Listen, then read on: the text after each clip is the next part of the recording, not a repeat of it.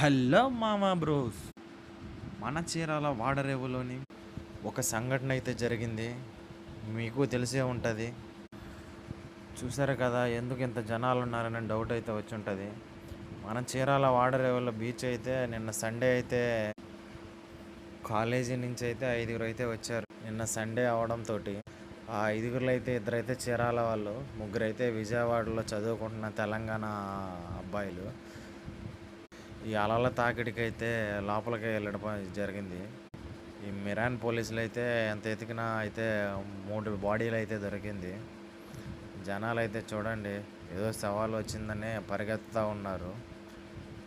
మనకి చాలా బాధాకరమైన విషయం. ఇలాంటి సంఘటనలు జరిగినప్పుడైతే ఆ తల్లిదండ్రుల బాధ చూడండి, ఎట్లా పరిగెత్తున్నారు. ఆ తల్లిదండ్రుల ఆవేదన అయితే చూడండి ఎట్లా వస్తూ ఉన్నారో. ఇలాంటి సంఘటనలు జరిగినప్పుడైతే అందరూ కొంచెం జాగ్రత్తగా ఉండవలసిందిగా కోరుకుంటున్నాం. జనాలు అయితే చూడండి ఎక్కువ మంది అయితే వచ్చేసారు.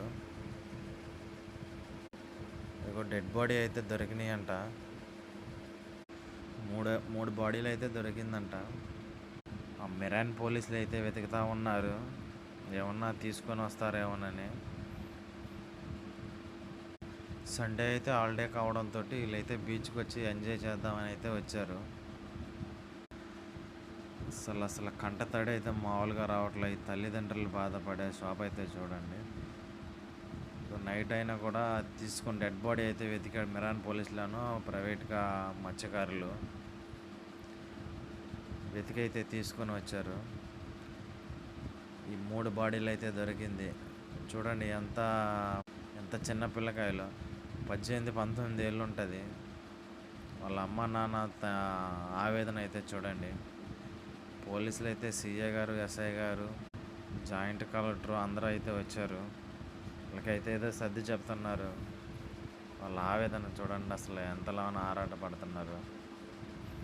ప్లీజ్ మీరు కూడా ఇట్లాంటి వచ్చేటప్పుడు మీరు కూడా జాగ్రత్త వహించండి. ప్లీజ్ మా సబ్స్క్రైబ్ చేయండి.